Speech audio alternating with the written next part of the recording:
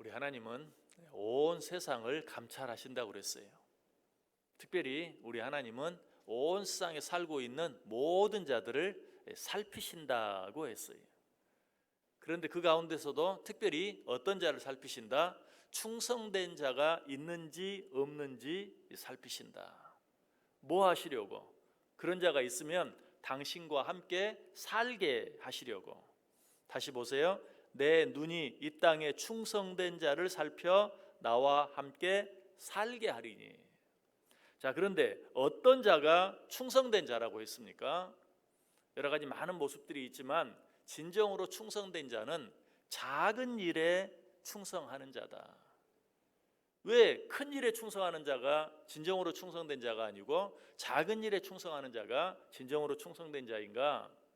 큰 일에 충성하는 자는 작은 일이 주어지면 대충 하려고 하고 적당히 하려고 하고 나 아니면 할 사람 없는가라고 생각하고 흐지부지 하려고 하는 그런 경향들이 있다. 그러나 작은 일에 충성하는 자는 큰 일을 맡기면 더 충성한다. 그러므로 작은 일에 충성하는 자가 진정으로 충성된 자다. 그런 자가 있으면 하나님은 어떻게 하신다? 당신과 함께 살게 하신다. 자, 그런데 진정으로 충성된 자의 또 한 가지 중요한 모습이 있죠. 그 모습은 어떤 모습입니까? 충성하되 끝까지 충성하는 것이. 많은 사람들이 어떤 일을 시작할 때는 대부분 충성해. 잘하려고 했어요. 그러나 시간이 지나가면 처음 그 열심, 처음 그 충성은 사라지고 흐지부지 되고 마는, 용두사미가 되고 마는 그런 경우가 참 많아요. 이런 충성은 진정한 충성이라고 말할 수 없고 이런 자는 진정으로 충성된 자라고 말할 수 없어요. 어떤 자가 진정으로 충성된 자다? 끝까지 충성하는 자. 그래서 히브리서 3장 14절에 보면 우리가 시작할 때에 확신한 것을 끝까지 견고히 잡고 있으면 그리스도와 함께 참여한 자가 되리라.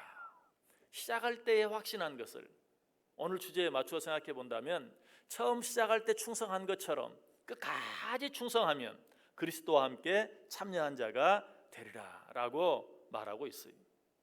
또 어떤 사람은 별 문제가 없고 어려움이 없을 때는 충성하지만 상황이 어려워지고 환경이 바뀌어지면 충성하기를 포기하는 이런 충성은 진정한 충성이 아니다. 또 어떤 사람은 자기에게 이익이 되면 충성하지만 자기에게 이익이 되지 않으면 충성하지 않는, 자기 이름이 드러나면 충성하지만 자기 이름이 드러나지 아니하면 충성하지 않는 이런 사람들이 많이 있어요. 이런 충성 역시 진정으로 충성된 자라고 말할 수 없어요. 어떤 자가 진정으로 충성된 자다? 끝까지 충성하는 자. 다른 말로 하면 죽기까지 충성하는 자. 누군가를 사랑하되 죽기까지 사랑하는 것이 진정한 사랑이죠. 마찬가지로 어떤 자가 진정으로 충성된 자인가? 어떤 일에 충성하되 죽기까지 충성하는 그 충성이 진정한 충성이다. 하나님은 이런 자들을 자기와 함께 살게 하신다. 무슨 의미라 그랬어요? 늘 하나님과 함께 동고동락하며 하나님이 그런 자를 보호해 주시고 하나님이 그런 자를 인도해 주시고 하나님이 그런 자를 축복해 주신다. 여러분 정말 하나님과 함께 동고동락하며 살아가는 은혜, 축복을 받아 누리길 원하세요? 충성하세요.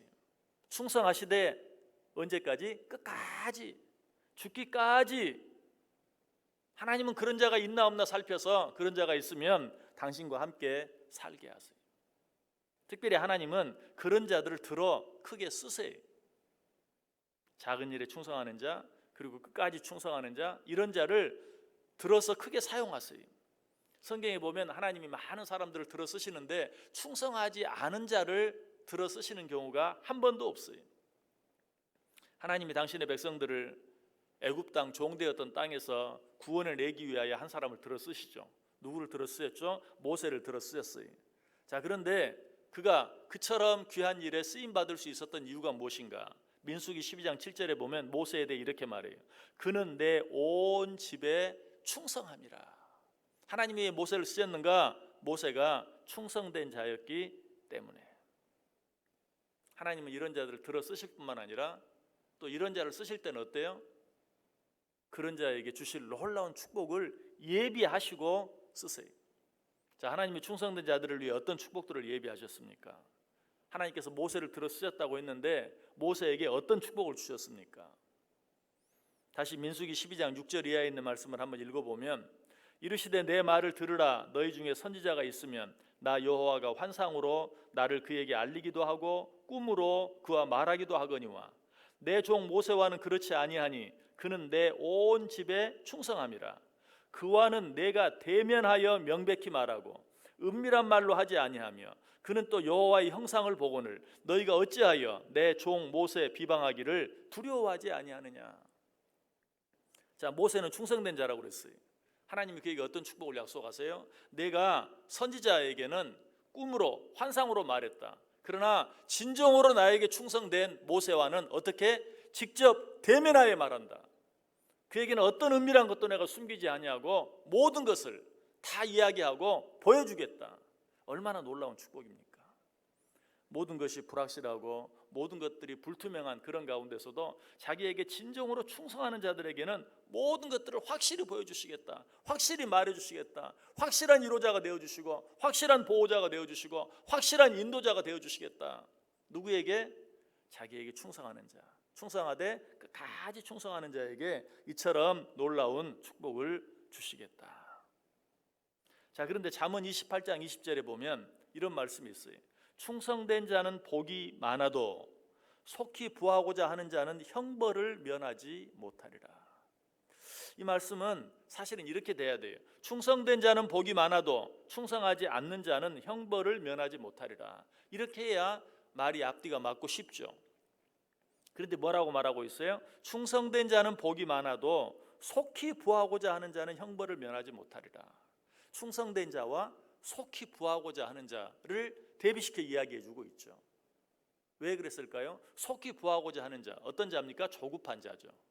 충성된 자는 복이 많아도 속히 부하고자 하는 자, 즉 조급한 자는 형벌을 면치 못하리라. 왜 이렇게 말씀하셨을까요? 역시 지금까지 말씀드린 것처럼 충성과 조급은 반대가 되는 거예요. 충성은 뭔가 조급한 마음이 아니 천천히 끝까지 가는 마음이. 결국 진정한 충성은 무엇이다? 끝까지 충성하는 것이다. 진정한 충성은 무엇이다? 죽기까지 충성하는 것이다. 그것을 가르쳐주기 위해서 충성된 자는 복이 많아도 속히 부하고자 하는 자, 조급한 자, 금방 팍 끓다가 식어버리고 마는 자, 이런 자는 형벌을 면치 못하리라 라고 말하고 있어요. 다시 한번 진정한 충성은 끝까지 충성하는 것이요 죽기까지 충성하는 것인 것을 우리에게 가르쳐주고 있어요. 우리가 너무나 잘 아는 말씀 있죠. 요한계시록 2장 10절 말씀, 내가 죽도록 충성하라. 그래야 무엇을 주시겠다? 생명의 면류관을 내게 주리라. 생명의 면류관이 무엇입니까? 썩지 않은 면류관이죠. 변하지 않는 면류관이죠. 영원히 빛날 면류관이죠. 세상에 있는 모든 사람들이 부러워하고 갖기를 원하는 모든 것들은 어때요? 제 아무리 아름답고 제 아무리 귀한 것들이라도 다 썩어지고 말 것들이, 변하고 말 것들이, 잠시 있다가 없어지는 것들이. 그러나 충성하는 자들에게 주어지는 생명의 면류관은 영원토록 계속되어질, 돈이 있을 때만 빛나는 것이 아니라 돈이 없을 때도, 건강할 때만 빛나는 것이 아니라 설령 건강을 잃었다 할지라도, 젊었을 때만 빛나는 것이 아니라 나이가 들었다 할지라도 영원히 변하지 아니하는 생명의 면류관이 그에게 주어진다. 진정한 생명의 면류관이 무엇이? 영원토록 변하지 아니할, 영원토록 사라지지 아니할 참 기쁨과 참 행복을 그런 자들에게 허락해 주시겠다라고 말씀하고 있어요. 여러분, 이런 놀라운 생명의 면류관을 받아 누리는 자들이 되기를 원하십니까?